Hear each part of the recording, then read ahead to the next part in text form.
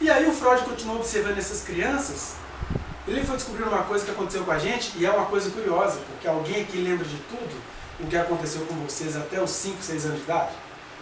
Consegue lembrar? Quando vocês tiverem 70 anos, possivelmente vocês vão se lembrar desse culto aqui. Mas vocês com 10 anos já não se lembravam disso, tudo muito escuro, não lembro de mais nada. E isso ele achou curioso.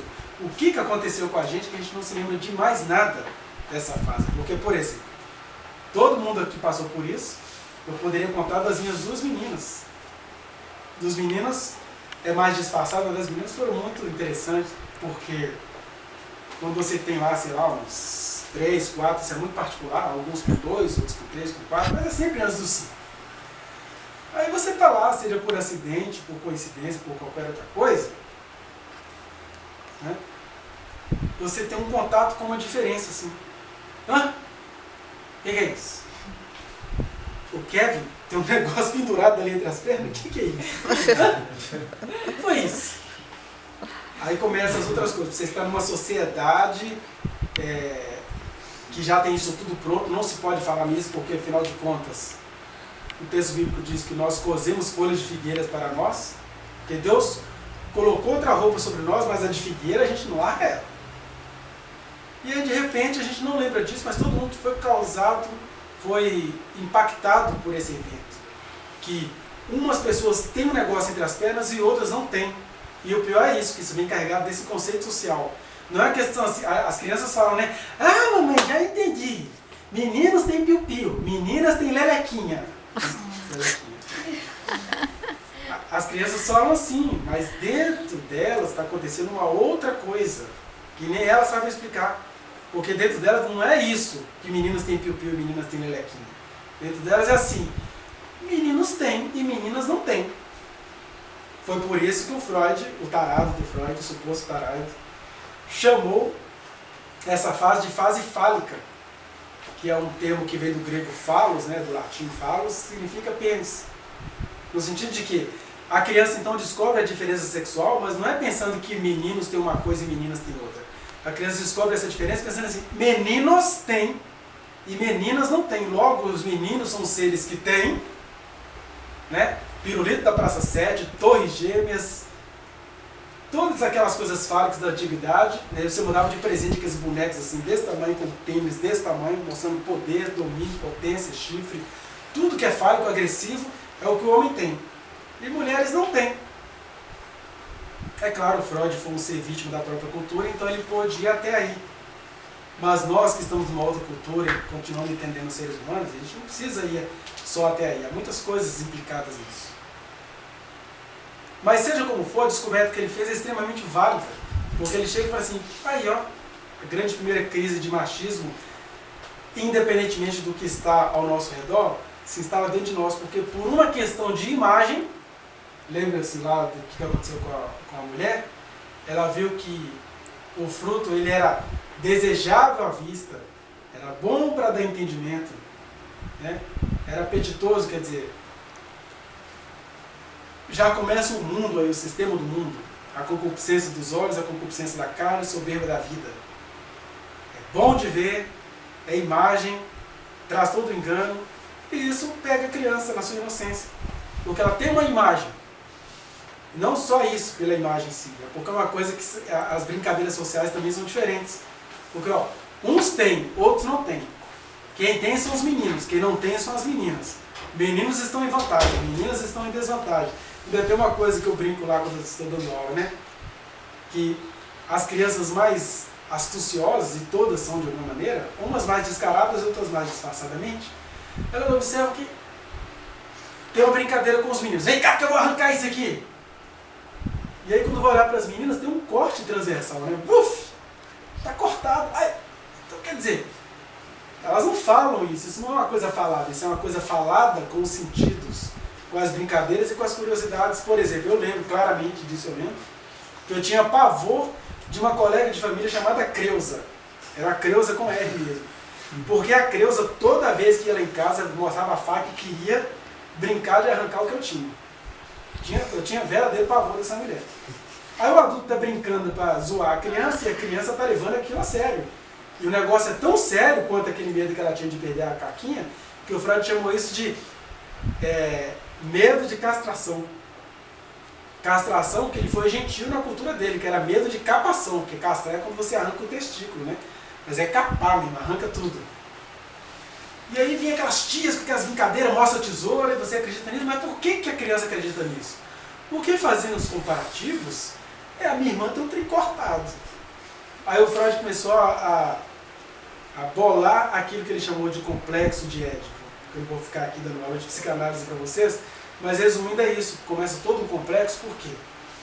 Se meninos têm e meninas não têm, alguém arrancou o que as meninas tinham. Ainda tem aquela tiazona que fica brincando que vai arrancar, ó, a tia ou o tio, né? Tem aquele tiozão que manda mostrar e depois ameaça cortar. E as meninas não têm, e elas são sempre educadas, fecha a perna, minha filha. Olha, presta atenção, não senta no colo de ninguém, cuidado. E aí a mãe está dizendo isso para a menina, achando que está ensinando ela a evitar assédios, e a menina que está atormentada por que ela não pode mostrar, por que ela não pode sentar, porque não sei o quê, ou então quando ela sente perna aberta, fecha isso, pá, dá um tapa na perna, é sempre assim de maneira agressiva. Assim, tem um negócio errado com o que eu tenho entre as pernas. Então não é um mero prevenir-se de alguma maldade sexual, é um negócio todo carregado de má compreensão, porque a mãe é muito estressada, o adulto é muito estressado para comunicar, tem muita moral em cima disso. Minha menina, aqui é modo! Nunca é uma coisa assim, meu filho, fecha a perna, tá aparecendo sua calcinha. Né? Aí eu falo, mas o que tem aparecendo a calcinha? Então tem coisas que também é difícil explicar. Aí quanto mais você tenta explicar, mais você se complica, mais há complicações na mente da criança.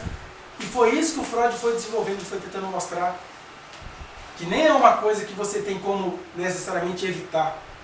Ele está dizendo o seguinte, nós seres humanos estamos condenados a viver com as complicações da sexualidade. Por quê?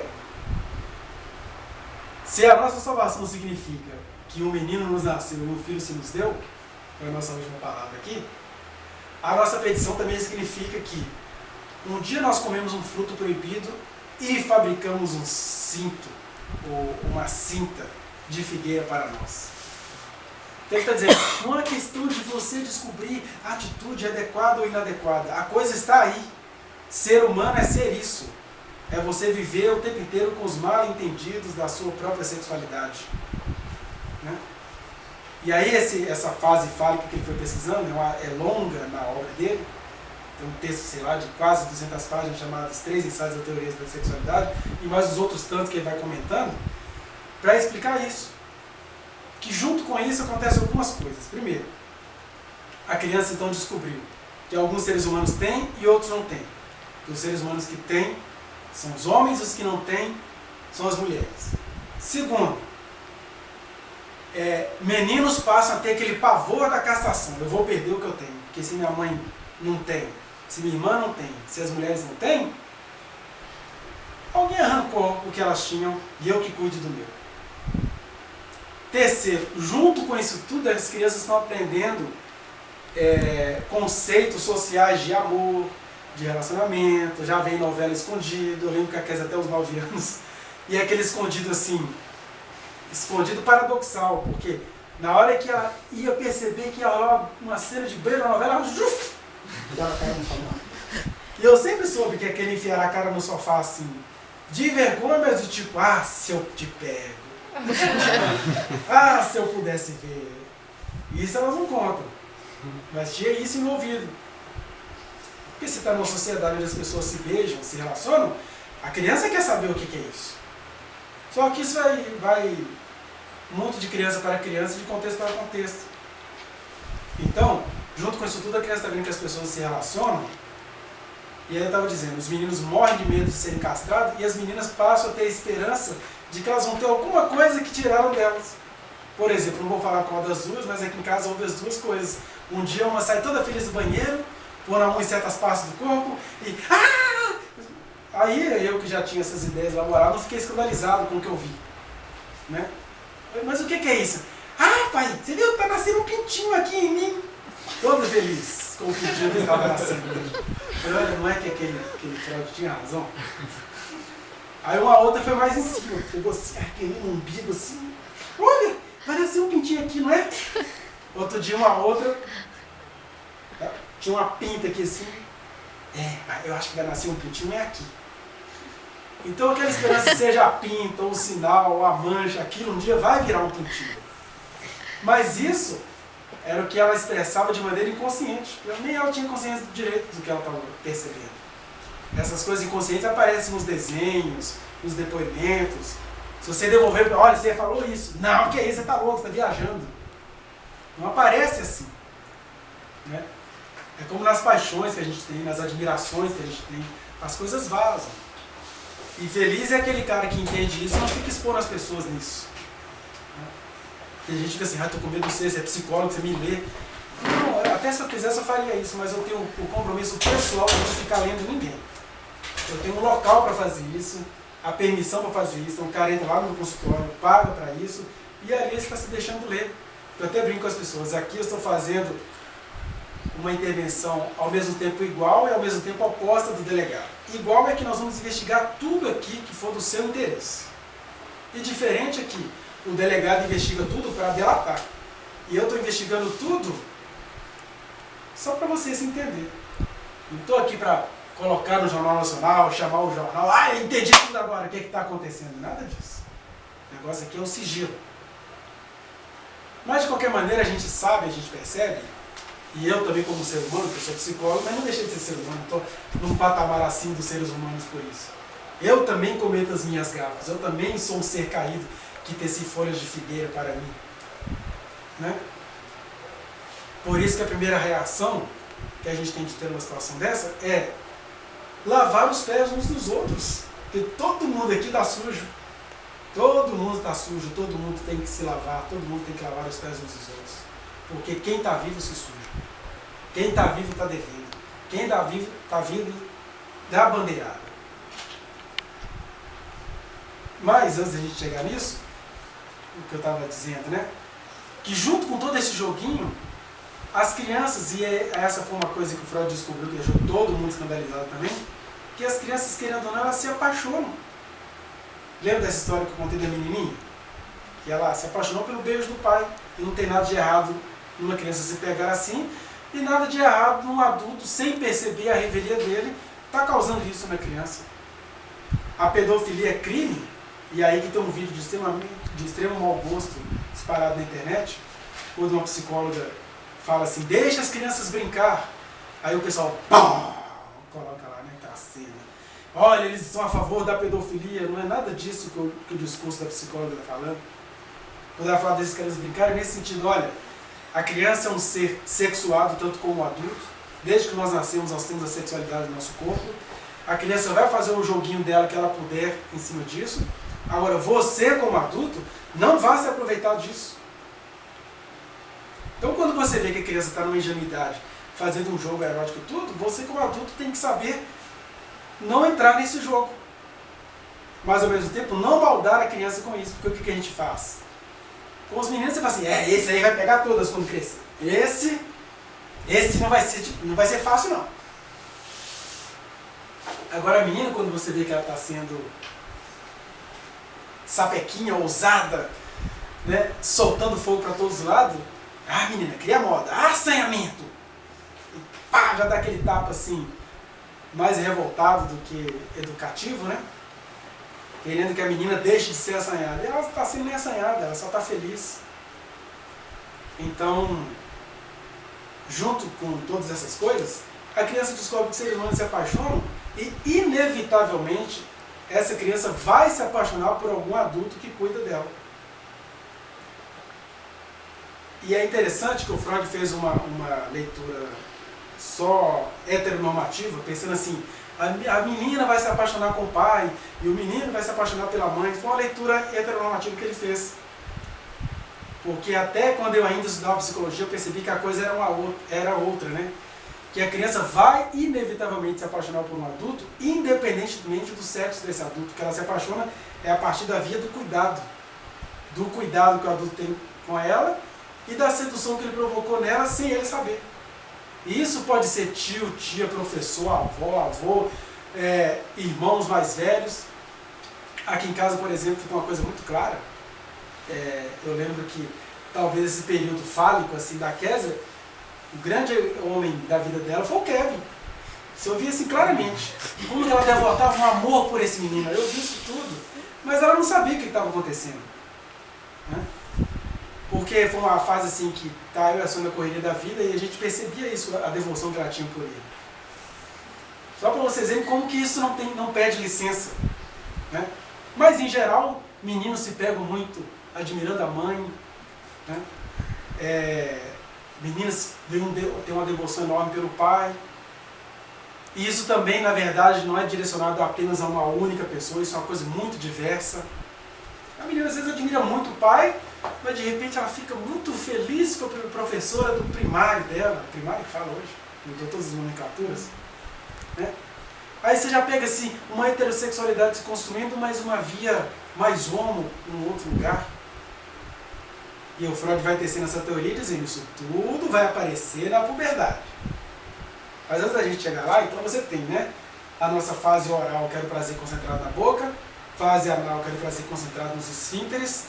A fase fálica, grosso modo, quero prazer concentrado nessa descoberta, né? Do falos, daquilo que é importante, que o homem tem, que a mulher não tem. E aí a criança vai descobrindo isso no meio da cultura. Né? As crianças se apaixonam umas pelas outras. E antes de eu mudar a fase, é aí que eu não consigo condenar ninguém, nem é questão de homossexualidade. Eu não consigo condenar a diversidade sexual de ninguém. Porque se tem um termo que eu acho safadinho, ruimzinho, terrível, é dizer assim, minha filha, se você optou ser isso, né, isso é uma escolha sua. Porque ninguém opta por ser nada. Essa é a primeira coisa. A segunda coisa, ninguém nasce nem homossexual e nem heterossexual. Ninguém. Ninguém aqui nasceu heterossexual, ninguém aqui nasceu homossexual. Como assim? A gente nasce macho ou fêmea? Isso. A gente nasce macho ou fêmea. Você nasce com o aparelho reprodutor masculino e o aparelho reprodutor feminino. Agora, o aparelho reprodutor está muito longe do exercício da sexualidade. Até porque, para ser bem honesto, se cada um aqui fosse pesquisar a história, como eu vim ao mundo. Outro dia eu vi o Marco Feliciano postando, né? Nós não podemos... Como é que fala? A gente tem que lutar pela família tradicional. Nós temos que saber que nós somos fruto de um ato de amor dos nossos pais. Aonde? Se você for olhar para ter filhos, basta ter espermatozoide e óvulo. Não precisa nem mais de fazer sexo. Filhos vêm com exterminação artificial. A maioria dos filhos desse país são feitos debaixo da cachaça. Que o cara nem suporta a mulher, então ele bebe para aguentar. E naquela bebida acidental, fez até pelas coxas, engravidou. Então nem precisa de amor para fazer filho. Precisa de amor para ter um relacionamento. Agora, para fazer filho não precisa não. Né? Tanto é que, quando acontece um estupro, né, a mulher abominando aquilo tudo, tem vontade de matar o tarado de quem vai vir dele, mas aí porque houve fecundação, aí a mulher engravidou. Não teve amor, pelo contrário, teve ódio, pavor, nojeira, tudo quanto é coisa ruim. Você é produto de um ato de amor. Não, isso são conceitos românticos. O Evangelho é boa nova, mas é boa nova também para te dar essa consciência de para com esses romantismos. A boa nova é que o Senhor nos amou, que Ele nos criou, apesar da maneira como a gente veio. Então o que acontece? A gente precisa entender que não é uma questão de você optou por isso. A gente não opta por isso. Essas coisas todas acontecem, sei lá, até no máximo 5, 6 anos de idade, quando a criança nem tem consciência disso. Mas o fato é que a pessoa se apaixonou por alguém, seja do mesmo sexo, ainda tem aquela questão, você se apaixona por alguém, mas pode se identificar com o outro, que são coisas mais ou menos assim, hiper empobrecendo a teoria. Mas é uma coisa mais ou menos assim, a menina se apaixona pelo pai dela, que é aquele cara machão, machista, se apaixonou. Então, a tendência dela na adolescência é ter um tesão por um cara machão. Mas ela se identificou com a mãe. Então ela vai ser aquela menina fofinha, tal, como a mãe. Isso se o pai for machão e a mãe for fofinha. Mas pode acontecer uma outra coisa. O pai é aquele cara mais devagar, mais quietinho, mais humilde, e a menina se apaixonou por esse pai. Aí pode ser que na adolescência ela vai tenderem a se apaixonar por rapazinho, mas aquele tímido da turma. E ela se identificou com a mãe, de repente a mãe, e aí, mãe? Chega aí, ó, põe rosa na casa! Aí ela vai se apaixonar por aqueles caras quietinhos, mas vai ser aquela mulher valentona porque ela se identificou com a mãe. Ou pode acontecer, por exemplo, dela se apaixonar pelo pai e se identificar com o pai. A mãe, sei lá, ausente. Pensando só em pai e mãe, mas as coisas são muito mais complexas do que isso. Aí ela pode se tornar, por exemplo, uma mulher que vai se apaixonar por homens, mas vai ser também mulher mamandona. Ô meu filho, eu sei porque eu gosto de homem. Se identificou com o pai. Ou ela pode, por exemplo, se apaixonar pela mãe. As mães, na nossa geração, então, mães são figuras muito presentes na vida das filhas. Ela se apaixona com a mãe, que de repente é aquele mulherão feminino, e ao mesmo tempo se identifica com a mãe. Qual é a tendência dela na adolescência? Se apaixonar por mulheres belíssimas, maravilhosas, né? E ao mesmo tempo ser hiper feminina. Você tem... Então, isso tudo é horrível para a criança viver, porque é cercado de muita tesão, de muita vontade, de muita sedução, né? E ao mesmo tempo, eu não posso, porque você descobre, as crianças fazem isso no começo, né? Eu vou casar com meu pai. A Brenda ia casar comigo, né? Ele ia casar comigo. Possivelmente se apaixonou por mim. O Kevin já não falava tanto, mas ele era loucamente apaixonado pela mãe dele. Né? Ninguém precisa ficar com vergonha disso, porque todo mundo foi loucamente apaixonado por alguém nessa idade. A gente só não quer se lembrar. Mas ele era, né? Ainda é um pouquinho. Altas seduções, assim. Né? Aí tem aquele jogo, a mãe vai tomar banho, o menino não sai da porta, fica lá vigiando, igual namorados, esperando saber o que está acontecendo lá dentro. Filhas não querem que os pais se abracem e choram como alguém enciumado, mas elas também não sabem por que isso está acontecendo. Então o Freud foi estudando isso tudo e foi descobrindo assim, que isso tudo é tão insuportável para a criança, ela não sabe o que fazer com isso. E isso tudo, caso ela não seja molestada nesse período, porque se for molestada por alguém, pior ainda. Mas pensando só na normalidade, ele diz o seguinte, aí a sociedade traz um socorro para a criança, que é a escolarização. Quando ela tem, sei lá, 6, 7 anos ou menos, tem uma coisa assim, que é até uma brincadeira com a palavra escola na língua portuguesa, né? Escola, que é uma escola. A mãe vai ter que se descolar da criança e a criança vai ter que se descolar da mãe. Por isso que é uma escola. Aí você enfia a criança na escola, e aí isso tudo, por incrível que pareça, quando a criança tem um desenvolvimento normal, tudo aquilo que poderia se transformar em incesto, em relação com pai e mãe, ou com irmãos, aquela coisa toda, é canalizado, é sublimado, é transformado em uma outra energia. Assim como essa lâmpada aqui é uma energia hidráulica transformada em energia elétrica, a sexualidade poderia vazar com 5, 6 anos, é transformada em intelectualidade, em capacidades lógico-matemáticas, em amizades, em valores, em religiosidade. Aí a criança descobre outras coisas, vai fazer problemas matemáticos, já fui bom em matemática, né? Problemas matemáticos, aprender a ler e escrever. Aí ele chama isso de fase de latência. Por